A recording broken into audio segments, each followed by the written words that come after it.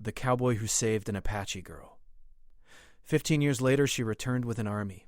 The sun was beginning to set over the dry, dusty hills of the frontier. Jack Callahan, a cowboy known for his quiet ways and sharp shooting, was making his way through the wilderness. His horse, a strong and steady companion, carried him through the rough trails, kicking up clouds of dust as they moved. Jack had been living on his own for years, preferring the silence of the open land to the noise of people. He wasn't a man to make friends easily, but he had his reasons. Jack had been traveling for days, heading toward the nearby town to trade some of his cattle. He wasn't in a hurry, but he knew it would be a long ride. As the day wore on, he started looking for a place to set up camp for the night. He found a small creek hidden between two rocky hills, a peaceful spot that would keep him hidden from any passing travelers. Jack dismounted and set up his campfire, knowing that it would be a quiet night. But the peace wouldn't last long. As the fire crackled and the last rays of sunlight disappeared, Jack heard something in the distance. At first it was nothing more than a whisper on the wind, but it grew louder. A voice. Not just one voice, but a whole group. His instincts kicked in, and he stood up, straining to listen. It wasn't the usual sound of animals or wind. This was human. But something about it felt wrong.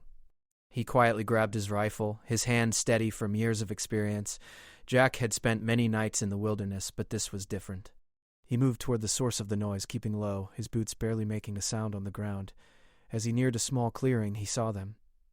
A group of bandits, rough and unkempt, surrounded a young girl. She was an Apache, her long black hair tangled from the struggle. She was tied up, her arms bound to a tree, and she looked terrified. The bandits were laughing, their words cruel and hateful. Jack's heart tightened. He didn't know who she was, but he knew one thing. She didn't deserve this. The moonlight glinted off the knives and weapons the bandits carried. Jack's eyes narrowed, and he began to form a plan. There were 5 of them, all armed. But Jack wasn't afraid. He had been in far worse situations and always came out on top. He moved behind a large boulder, careful not to make a sound. The bandits didn't notice him as they continued their cruel talk. Without warning, Jack stood up, his rifle steady in his hands. "You best leave that girl alone," he called out, his voice cold and calm. The bandits froze, turning toward him in surprise. Jack didn't wait for them to react. He fired a shot, the bullet striking the nearest man in the shoulder. He went down with a howl, and the others scrambled to pull their weapons. Jack moved quickly, ducking behind another rock as the bandits returned fire. But he was faster. He could hear the shots whizzing by him, but he kept calm, firing with precision. One by one, the bandits fell.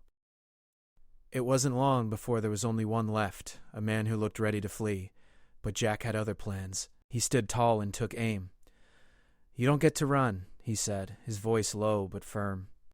The bandit turned, raising his hands in surrender, but Jack's eyes were already locked on him. The man dropped his weapon and fell to his knees. "You've got a lot of nerve," Jack said. "But you're not getting away." "Not today." The bandit's face twisted with anger, but he knew he was beaten. Jack moved closer, keeping his rifle aimed at him. "Untie her," Jack ordered. The bandit hesitated, then complied, his hands trembling as he cut the ropes that held the Apache girl. Jack watched carefully, his gun never wavering. When she was free, the girl didn't move right away. She just stared at Jack, her eyes wide with a mixture of fear and gratitude. Jack lowered his rifle, his gaze softening. "It's all right," he said. "They won't hurt you anymore." The girl looked at him, still unsure. Her eyes were full of questions, but Jack didn't have any answers. He just knew he couldn't leave her to fend for herself in the wilderness, not after what had just happened. He motioned for her to follow him. "I've got a camp not far from here. It's safer than staying out here." The girl hesitated for a moment, then slowly nodded. She didn't speak, but she stood and followed him. He didn't need to. She was a stranger, just like so many others he had met, but something in her eyes told him she was different. She wasn't like the people he had encountered before. There was something fierce in her that made Jack respect her instantly. The two of them walked in silence, Jack keeping an eye out for any other threats. As they neared his camp, the girl finally spoke, her voice soft but clear. "Thank you." Jack nodded, not sure what else to say. "You don't need to thank me. I just did what anyone would have done." The girl looked at him again, her face softening. "I'm Sitsi," she said quietly. "I am Apache." Jack didn't respond right away. He had heard of the Apache before, but he had never really met one. He didn't know what to say to her. He wasn't sure if he was supposed to offer her shelter or just send her on her way. But there was something about her, something that told him he couldn't leave her alone in this harsh world. They reached his camp and Jack made a small fire. He handed her some water, and the two of them sat in silence for a while. The fire crackled, and the night seemed to settle into an uneasy calm. Jack knew this wouldn't be the last time he saw Sitsi. Something told him she would be back, and when she did, there would be more to face than just a band of bandits. He didn't know it yet, but this was only the beginning of a much larger journey. For the next few years, Jack and Sitsi remained in touch. After that fateful night, Jack did his best to keep an eye on her, but she had vanished into the wilderness with her people. She had thanked him, but with a sense of quiet resolve, as if their paths were meant to part.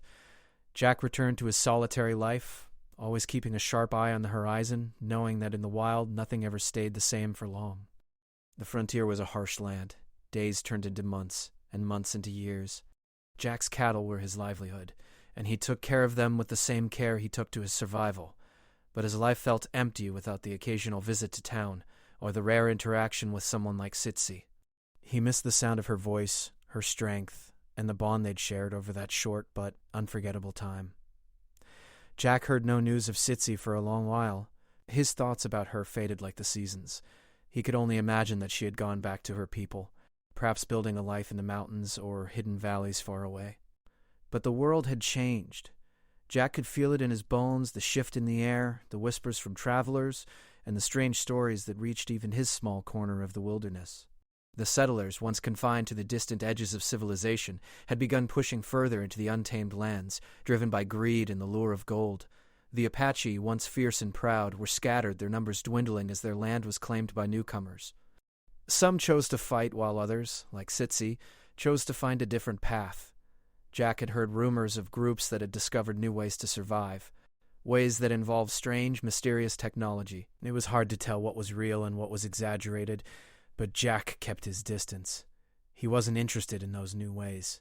He'd seen enough of technology back in the settlements, and to him nothing beat the simple, quiet life he had. Yet, the years went by. Jack never forgot about Sitsi, but life had a way of moving on, even if he didn't. He became known as a man who had survived the wild frontier longer than most. Some said it was because of his uncanny ability to track and hunt. Others whispered about his quick hands with a gun. Jack wasn't a man of many words, and he didn't care much for the gossip. The stories that followed him through the settlements didn't matter. What mattered to him was the land, the open sky, the wide plains, and the feeling of freedom that came from living off the land. But as the years wore on, Jack began to notice changes. Settlers in the town grew bolder. The land around him seemed to be shrinking, pushed further away by the growing forces of technology and the human drive to conquer. It wasn't just cattle ranchers anymore. The settlers brought with them all kinds of machines, huge contraptions that scraped the earth, machines that pulled up the land with metal claws and steam. Jack resisted it all. His cattle were his only concern, and he kept to himself. He learned that the alien tech the settlers had started to find wasn't just idle rumors. It was real. Many of them began experimenting with it, using strange devices to clear land and bring strange new technologies to life. Jack didn't understand it, and he didn't care to. For him, there was no need for these inventions. All he needed was the land, his cattle, and his gun to protect them. Then, one afternoon, a stranger appeared. At first, Jack thought it was just another wanderer passing through, but something about the man's presence felt different. He was tall, with a rugged look like someone who had spent years in the wild, but there was an air of authority about him. He didn't look like the typical settler. The man introduced himself as Captain Reynolds, a leader of a newly formed group of settlers who were claiming land further west. He was there for a reason, to ask Jack about a piece of land that was close to his ranch. It was an area Jack had avoided for years, feeling a strange sense of unease about it, but he had no interest in selling or trading it. "I'm not interested in selling," Jack said flatly, his voice hard. Reynolds smiled, his eyes cold. "Not selling, huh? You know, you're one of the last holdouts out here. This land belongs to the New World now, whether you like it or not. People like you, well, they have a choice. Either get with the times or get out of the way." Jack didn't respond.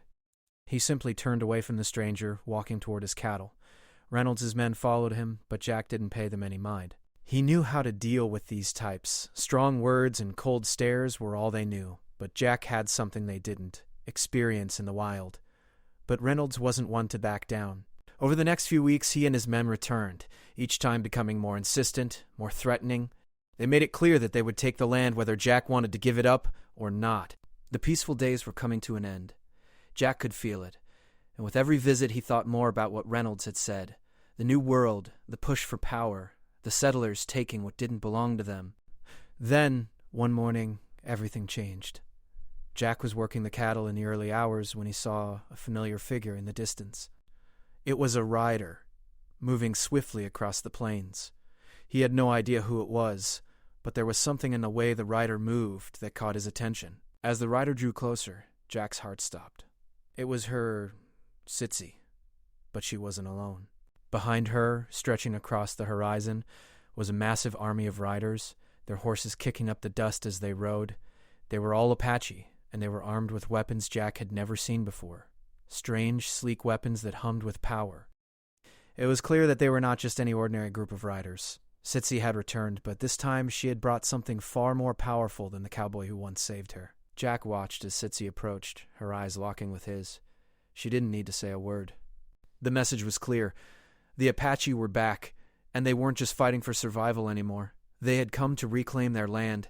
Jack stood, his heart racing, knowing that the world he had known for so long was changing before his eyes.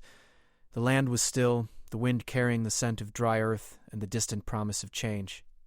Jack stood in silence, his heart pounding as he looked across the plains at the Apache riders led by none other than Sitsi. The woman he had saved so many years ago had returned, but this time she wasn't the scared girl he had once helped. She was a leader, powerful and determined, commanding an army like nothing Jack had ever seen.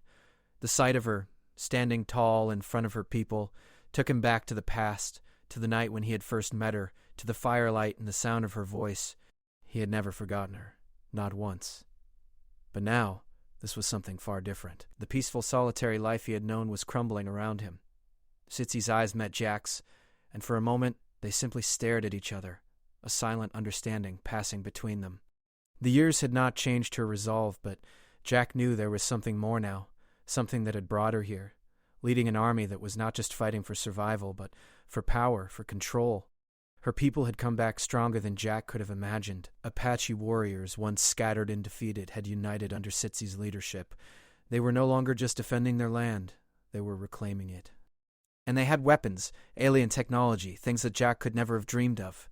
Sitsi slowly dismounted from her horse, her eyes never leaving Jack's. Her presence was commanding, but there was a hint of something softer, something familiar in her gaze. "I never thought I would see you again," Jack said quietly, his voice low, filled with a mix of disbelief and respect. Sitsi smiled faintly. "I never thought I would need to come back," she replied, her voice calm but full of purpose. "But the world has changed, Jack, and my people, we can't stay hidden anymore. The settlers, the new world, they're taking everything from us. I couldn't watch it happen again." Jack nodded slowly, his hand resting on the worn handle of his rifle. He wasn't sure what to say. His life had been so simple until now. He had always known the land, his cattle, the quiet. But now it felt like everything was shifting, like the ground beneath him was changing. "How did this happen?" Jack asked. "How did you come to lead an army?" Sitsi looked out over the plains, her expression thoughtful. "After you saved me, I went back to my people. We moved far away, deeper into the mountains. We tried to live in peace, but the settlers kept coming. I never stopped. And then one day we found something buried beneath the earth. Old technology. Ancient, alien. At first we didn't know what to make of it, but we learned. Slowly we learned how to use it." Jack's heart skipped a beat. He had heard rumors about strange technologies buried deep within the land, artifacts left behind by forgotten civilizations. But he never thought he'd see the day when they would be used against him, or for something like this. Sitsi's eyes darkened. "We began to fight back." "And we won." But it wasn't enough. We were still outnumbered, outmatched. That's when I realized I couldn't do this alone. So I came to you. I need your help, Jack." "Help? I've been on my own for years. I don't know if I'm the kind of man you need anymore." Sitsi stepped forward, her voice soft but firm. "I'm not asking you to fight. I'm asking you to help me keep my people safe. You know this land better than anyone. You know the settlers. You know how they think." Jack's gaze softened as he looked at the army behind her. There was no mistaking the determination in Sitsi's eyes. This wasn't just about survival. This was about something greater.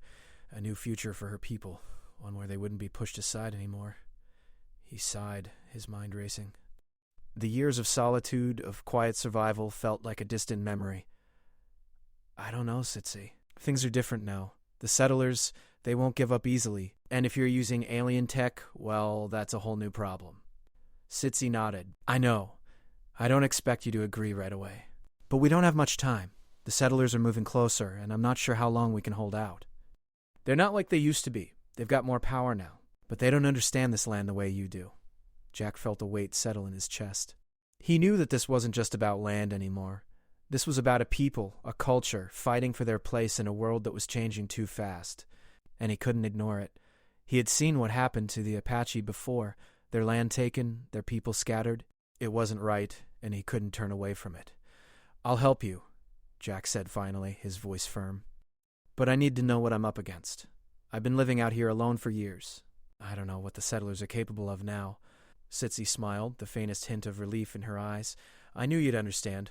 She turned to one of her men, a warrior with a grim expression, and nodded. The man stepped forward, holding out a small device that hummed with energy. This is what we've learned to use, she said, her voice steady. It's an energy weapon, powerful enough to level a building, and we figured out how to use it. Jack's eyes widened as he examined the device. It was unlike anything he had ever seen. A sleek metallic shape with glowing lines running through it. He had heard stories, of course, but he never thought it was true. You've got a whole army of these? Jack asked, still not fully understanding how they had come to control such power. Sitsi shook her head. Not yet, but we're working on it. We have the knowledge, and we're getting stronger every day, but it's not just about the weapons. It's about strategy, Jack. We need to outsmart them. And we need someone who knows the land better than anyone else, someone who's lived through it all. Jack looked out across the plains again, the weight of his decision pressing down on him. He had always been a man of the land, a man of simple values. But this wasn't a simple problem anymore. The world was changing, and he couldn't fight it. He had to help her, for both their sakes. You've got a deal, Jack said, his voice steady. I'll help you, but we'll need a plan.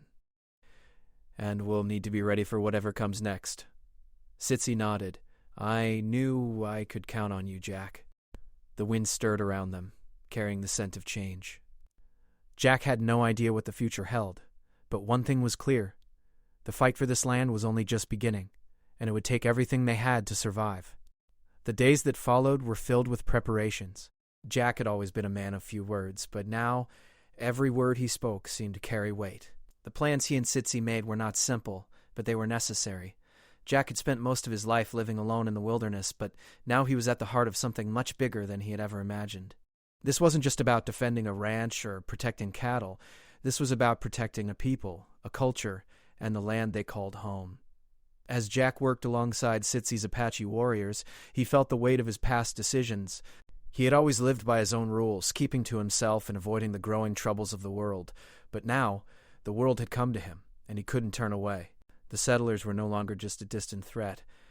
They had grown in number, strength, and power, and they were getting closer to the land that Jack had once thought of as his own.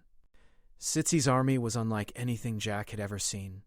The Apache warriors, once known for their fierce fighting skills, now wielded advanced weapons and technology. These were no longer the days of bow and arrow, but weapons that could cut through steel and level walls with ease. The alien tech that Sitsi had discovered had given her people an edge, but Jack knew that technology alone wouldn't win this battle. It was the strategy, the knowledge of the land, and the will to fight for what was right that would make the difference. Jack and Sitsi spent long hours planning their defenses. They mapped out the terrain, setting traps and preparing for an attack that they knew was coming. Jack's knowledge of the land was invaluable. He knew the hidden paths, the best places to hide, and the ways the settlers would try to push forward, but even with all his knowledge, he knew they were outnumbered. The settlers had more resources, more men, and more firepower, but the Apache had something the settlers didn't: each other. They had a bond forged through years of hardship, a determination to fight for their people and their land. Jack saw that in Sitsi in the way she led her people with quiet strength. She didn't just command respect. She earned it. And now she was leading her people into a fight that could change everything. As the days passed, the tension in the air grew thicker. Jack could feel it in the way the wind whispered through the trees, in the way the birds flew low, as if sensing the coming storm. He had been through battles before, But this one felt different. It wasn't just about survival anymore. It was about standing up for something bigger, something worth fighting for. Then, one morning, the settlers came. They had made their move, marching across the plains with their machines and their weapons. Jack watched from the hills as the first wave of settlers approached, their massive vehicles kicking up clouds of dust. The sound of the machines, the hum of their engines, filled the air. The settlers were coming, and they weren't planning to stop until they had taken everything. Sitsi stood beside Jack, her face set in determination. "This is it," she said quietly. "We fight today, Jack. We fight for our land, for our people." Jack nodded. He knew what was at stake. This wasn't just a battle for land, it was a battle for the future. If they lost, the Apache would be pushed to the edge of extinction once more.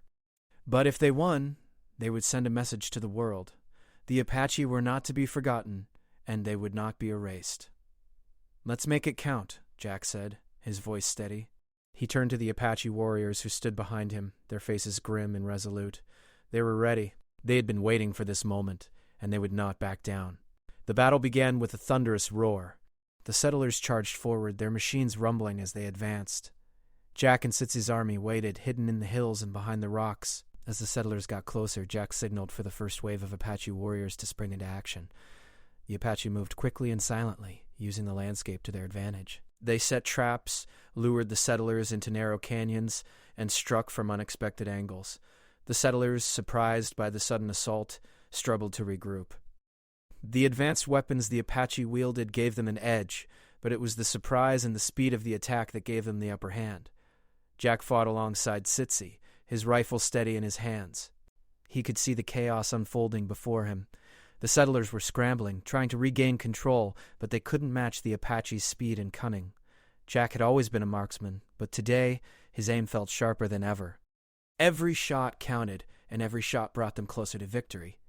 As the battle raged on, the tide began to turn in their favor. The settlers, with their machines and their weapons, were powerful, but they were slow. The Apache, on horseback and on foot, were faster, more agile, and more in tune with the land. They knew every rock, every tree, every hill. The settlers were out of their element, and it showed. But just as Jack thought they might win, a massive explosion rocked the battlefield. A huge machine, a mechanical beast that the settlers had brought with them, had unleashed its full power. The blast sent Jack flying, and for a moment everything went dark. When Jack regained consciousness, the sounds of the battle were still ringing in his ears. He was lying on the ground, his body aching, but he could hear the shouts of the Apache warriors and the growls of the settlers' machines. He knew they hadn't won yet. It wasn't over. He pushed himself to his feet, his hand clutching his rifle. He saw Sitsi nearby, leading her warriors with fierce determination. She was unhurt, but her eyes were filled with resolve. They couldn't stop now. They had come too far, and they had too much to fight for.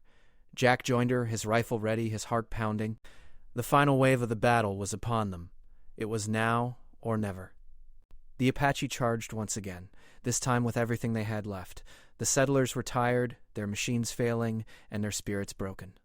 It wasn't long before the Apache broke through their lines. The settlers' resistance crumbled as the Apache surged forward, driving them back. In the end, it was Jack's knowledge of the land, Sitsi's leadership, and the strength of the Apache people that won the day. The settlers were pushed back, their machines destroyed, and their spirits shattered. The Apache had fought for their land, and they had won.